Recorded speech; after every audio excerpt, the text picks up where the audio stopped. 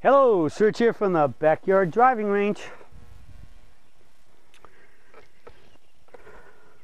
We have a question from Alan George. And Alan says, I'm not sure if I should rotate the hips and slide a small amount when I'm starting the downswing, or am I totally wrong? Okay, Alan, you are not wrong. That is correct. I guess you all know that the number one thing that we talk about in the transition is a move called the bump. All right. Now I do know through golf schools and everything else that people can hone on this bump and get all flustered and crazy by it. But it's a swing move that has to happen to make the peak performance golf swing correctly, and it's a move that has to happen if one wants the club to come down slightly from the inside to square up on the target line, because and we're about the only folks, Sergeites, the Serge Nation are about the only people doing it, because it's a move that happens with a vertical swing. And as compared to rotational, all right, the rotational swings. Now, what we say has to happen is, because the club has to approach the ball on the aiming line, strike it on the line and be square, leave on the line accelerating, and hit it solid in the sweet spot. There's only basically one way the human anatomy can do that. In a golf swing, if you're starting and making a big turn into the sacred burial ground, you have to come out of the burial ground to get back to the aiming line, okay? And so I'm going to take my plane trainer out here that's in my bag here, and I'm going to put it this way and stand this way so you can see the plane trainer versus the line. All right? And when one takes a big swing around the body, you got to get your arms and hands around your body to get back to the line. But what do you see happening here?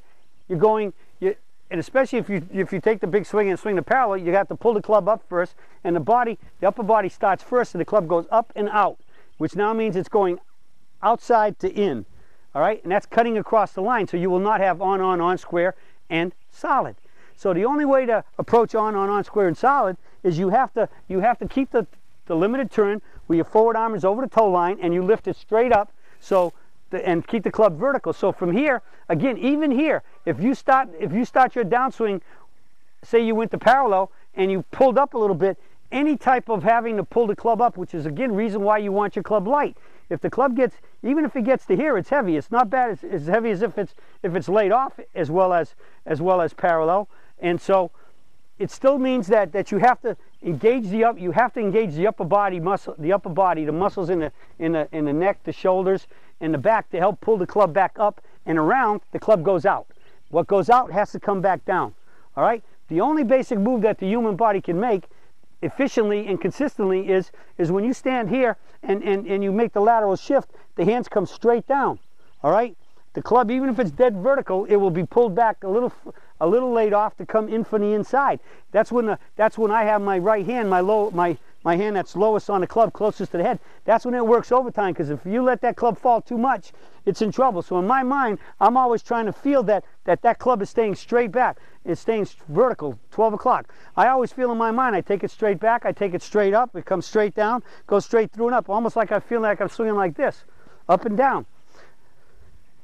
A slight exaggeration in my mind for me to produce what I want, but the key is the bottom hand's working like crazy, and many golfers have been told that the bottom hand, right hand for right-hander, left hand for left-hander is a bad hand. Don't use it. Just swing with your left hand. No, both hands have to be actively engaged.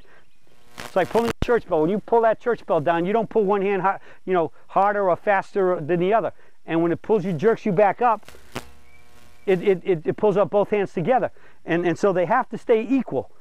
It's a law called drag.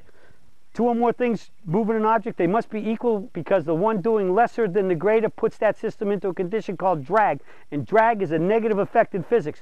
So if you have to have both of these hands with about equal pressure and trying to swing them at equal speed all the way through the swing. So the bump from a face-on view is what? When I come up to the top, as I'm approaching the top, I ring the bell. To me, the bell is an upside-down bell. I ring it on the way up. Bing, bang. And the bump is only probably an inch, 2 inches at the most. If you bump too much, it'll push your weight out past your foot, and then you've lost it, and you've actually had your upper body and your lower body become disconnected, and you collapse downwards very likely. So, but the big issue is you do the bump, bing, bang, and it's just, and what's the bump? It's just basically taking the weight from the back foot to the front foot, with the foot rolling, the knee stays flexed, the club and the arms and the hands pull the club straight down over the toe line, So as you can see here, it closes straight down to release in the impact. So from this view, and you can see where my feet are right here, as I come up and I bump, the club comes, the hands and arms come straight down, sliding from the inside. So the club is approaching from the inside, and when the hands rotate, the hands, the forearms and the upper arms rotate. Release is not cocking your wrists or flipping your wrists. It's the whole arm rotates together. When we have a good grip, palms perpendicular to the ground with both palms, they're diametrically opposed. They're both rotating together. So if the left palm is down, the right palm's up, and when they get to impact, they're what? They're both perpendicular to the ground. And then they go through perpendicular and come up. So it's the only move, the bump's the only move. It's a lateral left shift of a flexed left knee, a forward knee and foot, and the foot rolls over.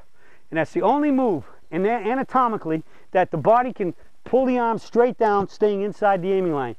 Turn too much, get too long, and turn too much, your body starts moving. Or even if you just make a limited turn, if you make a limited turn with your forward arm over your shoulder, and you stop by turning, the arms, hands, and club are out over the top. They'll come outside in and come across the aiming line, and you don't have on, square, and solid, which is the #1 key. Physics, as God created the world to turn, for the optimum way of striking a golf ball. Approach on the aiming line, strike it on the line and be solid. Leave on the aiming line, solid and square, and leave on the aiming line, hitting the ball solid, and you hit optimum shots. That's why solid is so important, because on, square, and solid is the law of physics as created by God, as to have optimum ball contact to hit good shots so you can shoot those lower scores. So the bump helps you achieve that, all right?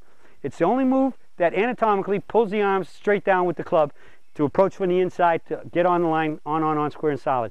So that's why it's important. So hopefully this clears that up for you, and with all of that, should be able to go out and hit a more solid, straight, and longer, and shoot those lower scores.